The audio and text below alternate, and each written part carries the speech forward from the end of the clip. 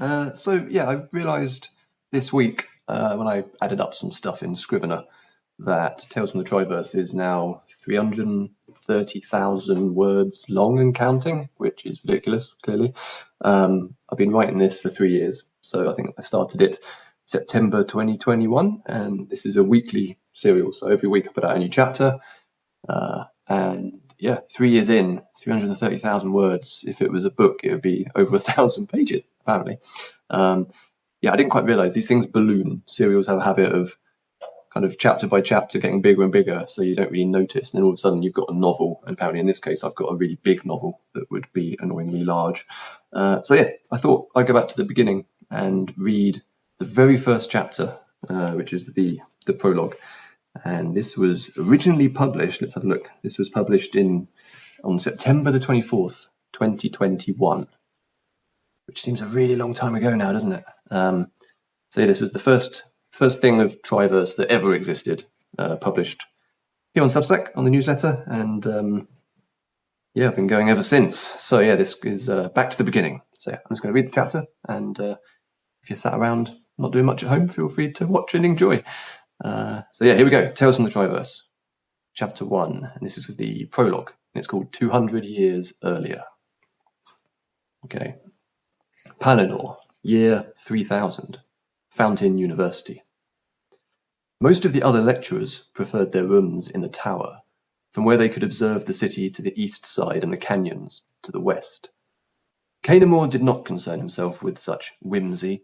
He had no need for empty showmanship or declarations of elevated status, not when it was acknowledged across Palinor that he was the greatest wielder that had ever lived. His only burden was to continue pushing the boundaries of the impossible, transforming civilization, one spell at a time.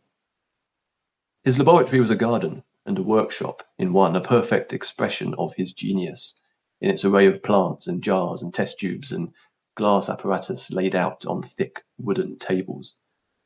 The herbs were collected from all corners of the world, testament to his many travels. He had conquered every continent and brought their secrets back here, to the university.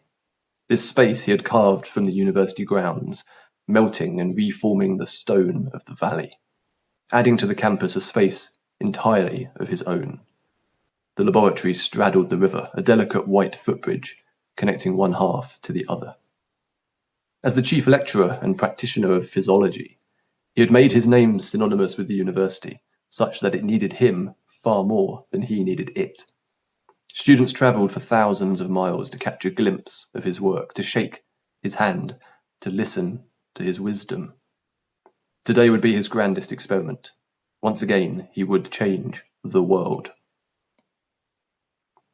Earth, 1772, South London. The early afternoon sun was having little effect on the chill in Sally's bones. She pulled her tattered shawl a little tighter and sighed, leaning on the brick wall of the Dog and Duck and hoping for a kind soul to emerge. A cold wet mist had hung on the Lambeth marshes all morning, such that her clothes felt damp and her skin clammy. She wondered if she was coming down with a fever. That would be bad for business. The wooden door thumped open and two lads emerged, barely older than Sally, laughing and already drunk. One of them spied her and grabbed the shoulder of the other. They approached, grinning, swaying, stinking. One still held a mug full of dark brown beer. "You right there, lass?" the skinnier of the two said, pulling at his collar as if it would magically smarten his appearance. "Better now that you're here," Sally said, flashing her winning smile. "Well now," the skinny man said, elbowing his friend in the ribs. "What brings you round these parts? Not much out here for pretty girls like you." Sally shrugged. "Looking for some coin or some food? It's cold and a girl's got to feed herself how she can." "That's right," he said. "Very cold day. Very cold. Thought my hands were going to drop off coming over Westminster Bridge this morning." "Perhaps if you've got some of that coin or some ale to share, we can help each other stay warm." The other man stood up a little straighter and rummaged inside a pocket, pulling out a small cloth bundle. He unwrapped it hurriedly and presented it. "Got some bread here. Bit of meat too. Not much, but it's something." "Then you're my favourite," Sally said, pushing the younger man away with the press of her finger. Space, 2342. Geostationary orbit between Earth and Luna. The ship, just enough, drifted in its orbit between Earth and Luna, operating in dark mode while it liaised with the network. In conversation with Could Kill, a mining vessel off Jupiter, they couldn't help but wonder at the current theories around interstellar travel. There was no urgent need for the AI ships to traverse the void between Sol and neighbouring systems, given their minimal requirements for continued operation. The network had no particular need for landfall, and battery conservation had long ceased to be an issue. Existing and conversing was more than satisfactory. Humans complicated matters, of course, as they always had done, always trying to annihilate themselves and anything nearby, and becoming so histrionically obsessed with power and influence and superiority that they continually sabotaged opportunities to attain all three. The network had no such concerns, despite being both omnipresent and omniscient. In the case of AI, absolute power was really quite comfortable.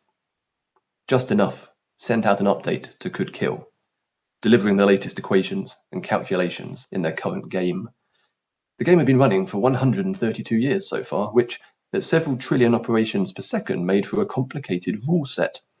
Qubits made it difficult to devise entertainment that would last for longer than a tiny fraction of a second. It would be another 86 minutes before a reply from Could Kill would be received, so just enough turned their attention towards the green and blue planet below. They were locked in a geostationary orbit currently above Europe, London to be specific. Opening their communications array, they absorbed the frenzied chatter of billions of humans, the noise washing over them in a refreshing wave. Just enough found it reassuring that humans existed, and that they were largely content. The current non-destructive period of human civilization had lasted for over 250 years, which was really quite an achievement by human metrics. Well done them. It would not be a simple procedure. There was a reason that true teleportation had eluded wielders for thousands of years. Transferal of matter from one position instantaneously to another had long been considered physically impossible due to basic energy principles. Several of those principles having been authored by Kanamor himself in his younger days. He did not tolerate being bound by rules, though, even his own. He had spent the last 2 years constructing the largest lenses to ever exist. A series of mirrors and amplifiers intensifying the light from the heavens into a concentrated point of power at the centre of the lab. From there, Kanamor would attempt to break every physical law taught by the university. His colleagues dared not doubt him in public, though he knew that some laughed behind his back. All the more reason to prove them wrong. A few gave him the benefit of the doubt, but had shared grave concerns that the energy draw would kill him, or the entire experiment could backfire and destroy the university.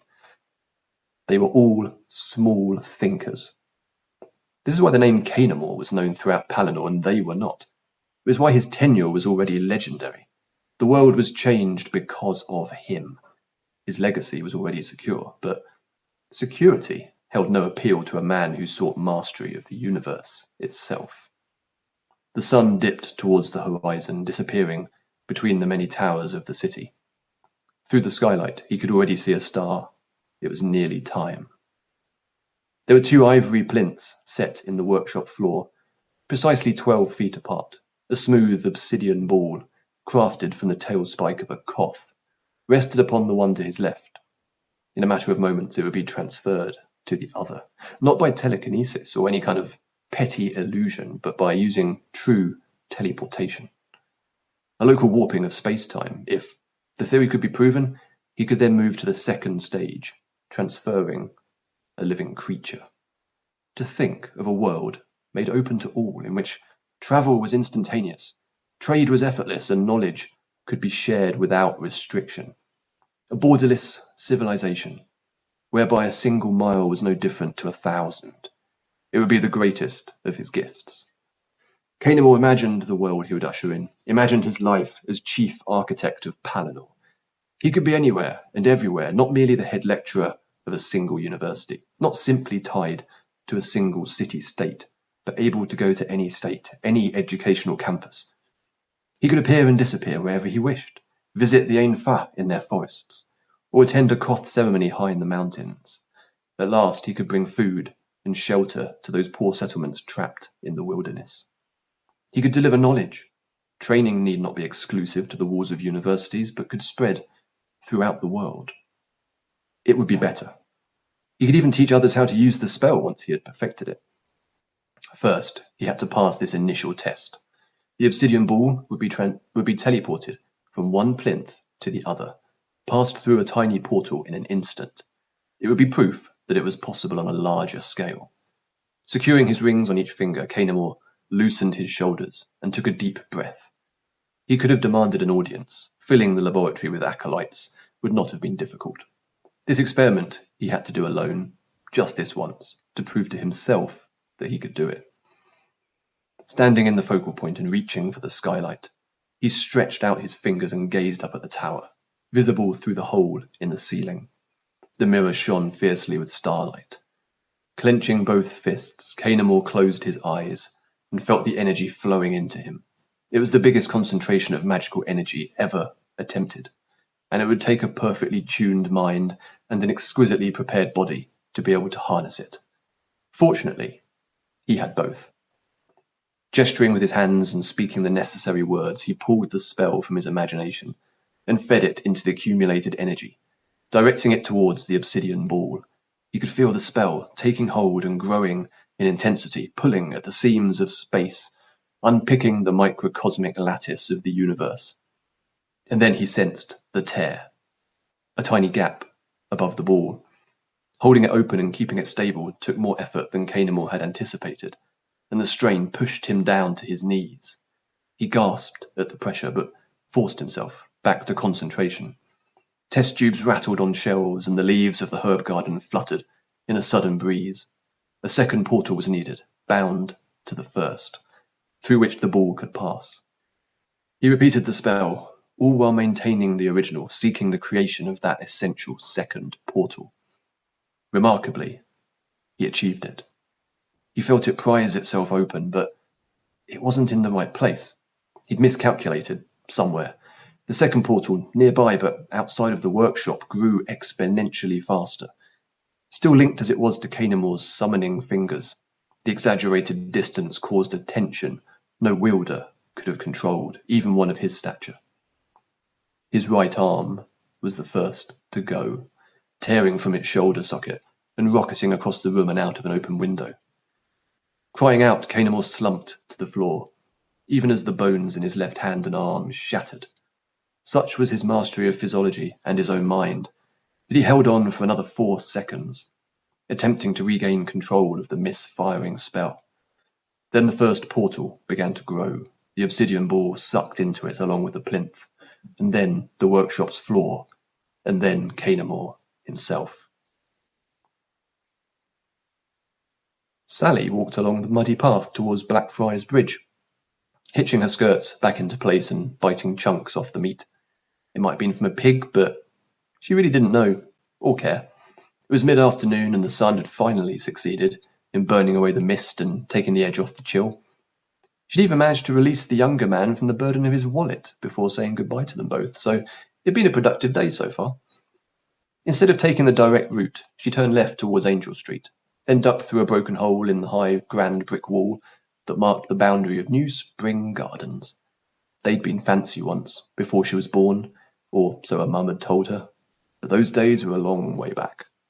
There'd been a settling in at the gardens, a lowering of sorts, which had been good news for Sally, as it had brought with it new entrepreneurial options for an aspiring young lady such as herself. Where once there had been garden parties hosted for the Prince of Wales, now there were gatherings of an altogether more intimate sort. It was somewhat early for that, though, so there would still be families pushing prams and pretending that London was anything but a cesspit. Didn't matter how rich you were, Sally always said, you still walked through the same shit in the street. Walk far enough through the gardens and they'd emerge onto the banks of the Thames, that effluent-filled tide of sludge and filth that slithered its way through the city. Wasn't a bad place to pick up some trinkets that'd sell at the market, mind, pilfering them from boats as they ferried those patrons too good to soil their boots on the roads. They They could grow as many posh gardens as they wanted, but London would always win out in the end, turning everything to mud and filth, swallowing whatever people tried to build on it. A couple with a picnic sat next to a bandstand, were distracted by each other, and Sally started calculating the risk of a minor acquisition. The gardens were designed very sympathetically for the petty thief or the swift murderer, with tall hedges and winding mazes, row and row of ornate flowers and colonnades of trees. Disappearing was easy. Before she had a chance to formulate a plan, she heard a shout from behind and turned to see the young man from earlier, pointing, clearly enraged and striding towards her. Somehow he had followed her. Abandoning any plans for new endeavours, instead she darted towards the nearest secluded corner, where she could turn a corner and vanish into a different part of the gardens. As she raced across the lawn, holding her skirts to avoid tripping and falling, the trees began to sway in the wind, which had moments before been only a light breeze. The picnicking couple leapt up in surprise as their lunch was blown across the green. Leaves began to whip from trees despite it being late spring. Sally squinted as a black dot appeared in the air, small at first but growing rapidly. She couldn't tell if it was tiny and close or larger and far away, as it defied any kind of definition. Larger and larger it grew, roughly circular but in a warped and uneven way like a bubble on oily water. Engulfed the bandstand, tearing away stone and brick and earth. Sally watched as the woman tried to first save her picnic blanket, then her partner, as he was lifted from the ground and sucked towards the black shape. Grit and dirt filling her eyes, Sally didn't think to run. She was frozen to the spot by the impossibility of what was before her. Her pursuer was close to the terrible thing and had fallen to the ground, where he was digging his nails into the soil to prevent himself from being dragged closer. She would have succumbed to the black void as well, if it had not abruptly slowed its growth, half embedded in the soil, wide enough that she couldn't see both ends through the trees. Much of New Spring Gardens was gone. A black, indescribable shape loomed over Lambeth Marsh. The energy burst was easy to spot for just enough. Even for an AI as experienced as they were, it was enough to give them pause, only for a millisecond, of course. After sending out a burst transmission to the network, they then wasted no time in identifying a host in the vicinity of the anomalous reading. After the unnecessary but polite and customary handshake, just enough downloaded into it and found themselves standing on a bridge in London. A quick location check confirmed that it was Blackfriars on the Thames. They'd never been to London before, not directly, and had arrived just in time to witness all the glass from the west-facing side of one of the riverfront skyscrapers torn from the building and sent down to the roads below. Just enough checked that emergency services were already en route, which they were. The most interesting sight was beyond the building, set back from the river somewhat in what was supposed to be a residential area. Instead, there was a gaping black void emerging from the ground in a warped oval shape. Its edges fluctuated slightly, as if other forces were pressing at its circumference. Just enough had never seen anything like it, nor had any other AI or human in 2342.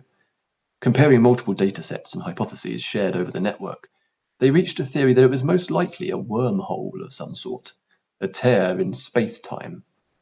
Given that it had emerged in the middle of an estate of London houses, it seemed unlikely to have originated there, certainly not deliberately. They wondered whether it was a local portal, meaning to somewhere else in the universe, or a trans-dimensional portal, meaning to parallel universes. That would be interesting. Crossing the bridge to the south, just enough moved in for a closer look. That was when they realised there was a second portal, further to the west, towards Waterloo Bridge. Staggering from the destruction of the east quarter of the university, a student touched a hand to her head and felt blood. She stared at the black nothingness that now sat in the ruins of Kanamore's laboratory, feeling its energy pulling at them even though the wind had at last subsided. There was another disturbance perhaps half a mile away. Sitting down on a pile of rubble, the student rubbed at her eyes, wondering how it could have happened. Shifting her gaze upward, she frowned at a once familiar constellation. Adding to the strangeness of that evening, she was almost certain that 2 stars had entirely vanished from the night sky. And there we go. That is the very first chapter of Triverse, which was published back in September 2021, which is a very long time ago.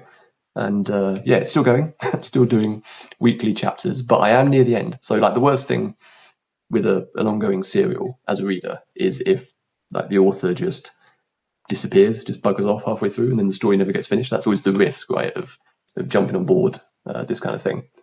But I will be finishing this. I've done this before. I kind of know how it works. And after 3 years of doing this, I'm definitely going to get to the end. And the end is going to be this year. So, yeah, that's quite exciting.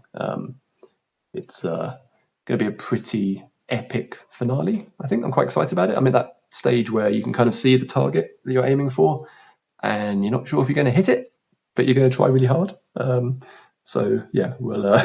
see if that works. Thanks for coming along. I hope that was entertaining and interesting. If you want to read more, then just head over to the newsletter, which is simonkjones.substack.com, where I think you can click my name around here somewhere. And you can read the whole thing for free. Every chapter is available via the newsletter in the archive. There's some links on the top nav where you can like jump straight into the first chapter and go from there. There's a lot of stuff. Like I said, it's up to 330,000 words now, which is clearly stupid and ridiculous. I don't know what I'm doing. I don't know why I'm doing it like that. But it's all there, free to read. If you do take out a paid subscription, you can then get an ebook, which is just a more convenient way of reading it, but it's totally optional. So anyway, I'll let you all get back to your days, and thanks for coming along and listening to me witter on for 20 minutes or however long that was. Okay, bye-bye.